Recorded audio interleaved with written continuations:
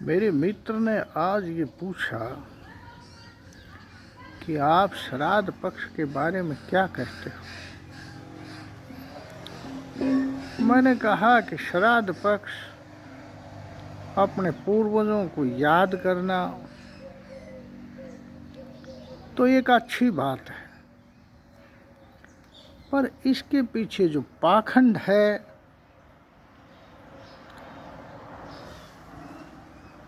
वो वैज्ञानिक सोच को खत्म करता है। मृत्यु भोज और श्राद्ध पक्ष में भोज करना एक प्रकार का मानव लक्षण है। कोई भी व्यक्ति मौत से कभी खुश नहीं होता। जब मौत आती है और परिवार के किसी सदस्य की मौत होती है तो उसके परिवार में दुख की लहर दौड़ती है, चाहे मरने वाला पूरी उम्र क्यों नहीं पार कर गया। इसलिए मौत के ऊपर जश्न मनाना कोई उपयुक्त नहीं है और कोई वैज्ञानिक भी नहीं, वैज्ञानिक तथ्य भी नहीं है। आप मानिए कि ये मानना कि मौत के बाद मृत्यु भोज करने से, मृत्यु भोज कराने से जो मृत्यु भोज करा रहा व्यक्ति है उसको स्वर्ग और नरक में लाभ होगा। अरे मरने से पहले कोई स्वर्ग देख नहीं सकता, मरने से पहले नरक कोई देख नहीं सकता, और मरकर कोई जिंदा आता नहीं है। इसलिए ये किसको पता लगा कि स्वर्ग और नरक होते हैं? किसको पता लगा कि ये मरने के बाद ऐसे ऐसे लाभ मृत्यु भोज से मिलते हैं? किसी गरीब, असहाय,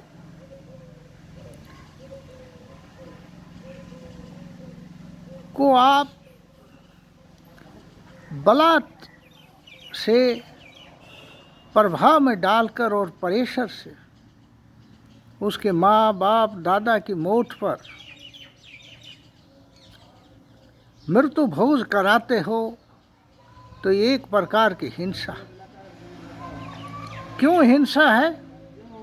कि उसके जीवन को नरक बना दिया जाता है। इसी जीवन में उसकी क्षमता नहीं होती कि वो कुछ पैसे खर्च कर सके, उधार लेकर, ब्याज पर लेकर।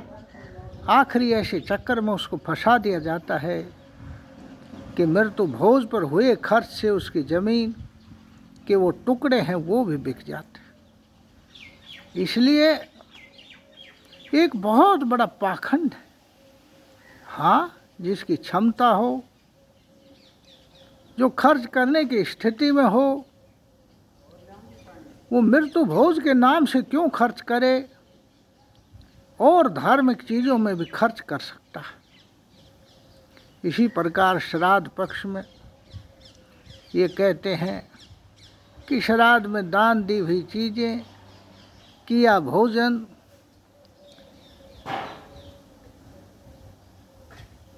जो हमारे पितृ हैं, जो हमारे पूर्वज हैं, उन तक पहुंचता है। ये कैसी विडंबना है। अरे तुम मरने के बाद उस मुर्दे पर एक जो है कुछ भी उसके मुंह में डालिए वो खा नहीं सकता, और उस मुर्दे को जलाने के बाद आप कहते हो कि वो वहाँ पितृलोक में हमारा यहाँ भोजन कराया हुआ खाएगा। ऐसा ही होता तो ये पाखंड है।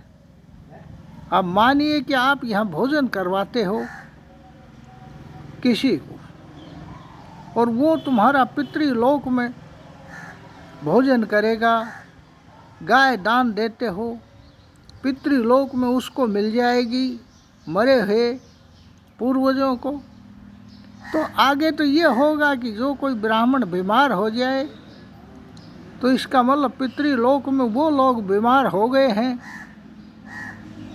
जो मर चुके हैं, इसलिए ब्राह्मण बीमार हुआ तो ब्राह्मण की दवाई, ब्राह्मण की इलाज भी आम लोगों को करवाना चाहिए, ताकि पितृलोक में हमारे पूर्वज ठीक ढंग से स्वस्थ रहें। आप बताइए, ये शरीर है, इसी का भोजन करना धर्म है। शरीर जब खत्म होता है तो सूक्ष्म शरीर जैसी मान्यता है और आत्मा साथ होते हैं। अब ये इनका कुछ खाने का धर्म ही नहीं है, ये खा ही नहीं सकते, ये पी नहीं सकते, ये कोई दान को स्वीकार ही नहीं कर सकते, तो इन तक पहुंचने का क्या औचित्य? ये शरीर खाता है, शरीर पीता है, शरीर घूमता है, हर काम ये शरीर और शारीरिक इंद्रियां करती हैं। जब शरीर खत्म हो जाता है तो कौन क्या भोजन करेगा? एक बार कबीरदास जी ने, उनके घर वालों ने कहा कि गऊ घास ले आओ। वो थाली लेकर गऊ घास देने गए और उसके गुरु ने कहा गऊ घास ले आओ। तो एक मरी हुई गाय को घास चराने लग गए और बैठ गए कि जब तक ये जिंदी हो जाएगी इसको गऊ घास दे दो, पर तो जिंदी नहीं हुई। गुरुजी ने कहा ये क्या कर रहे हो तुम, ये तो मर चुकी है, जिंदी कैसे हो? तो उन्होंने कहा कि जब ये मुर्दा पड़ा है, ये जिंदा नहीं हो सकता, ये नष्ट होने के बाद कौन किसका भोजन करेगा, किसकी गऊ ग्रास लेगा?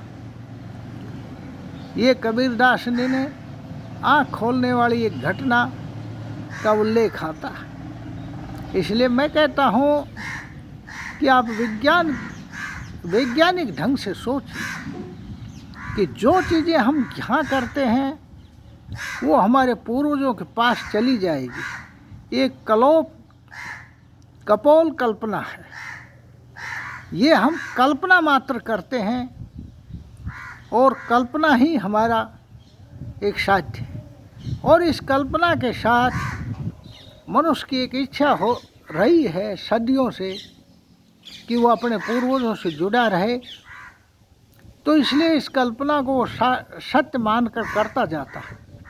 परंतु कुछ पाखंडियों ने इस कल्पना को लाभ का एक आधार बना दिया और वो पाखंडी इस नाम से भोजन करते रहते हैं। अरे मान लो किसी के शुगर थी, किसी के बाप के कोई बीमारी थी जिससे वो मर गया, और तुम कल कहो कि पितृलोक में तुम्हारा बाप शुगर से ग्रसित है, तो इंसुलिन के इंजेक्शन आप वो पंडित का लगाओ ताकि वो शुगर तुम्हारे पितृलोक, पिता दादा परदादा की ठीक हो जाए। यह क्या संभव है? ये बिल्कुल संभव नहीं है, ये कपोल कल्पना है। और मैं सोचता हूँ कि मैं अपनी बात कहने में सक्षम हुआ। इस कल्पना से जितना दूर रहा जाए उतना ही अच्छा है। मैं पाखंड के खिलाफ अपनी चैनल फ्लो ऑफ थॉट्स पर बोल रहा हूँ। आप लोगों से गुजारिश है, इसको ज़्यादा से ज़्यादा प्रसारित करें, शेयर करें और सब्सक्राइब करें। धन्यवाद। थैंक्स।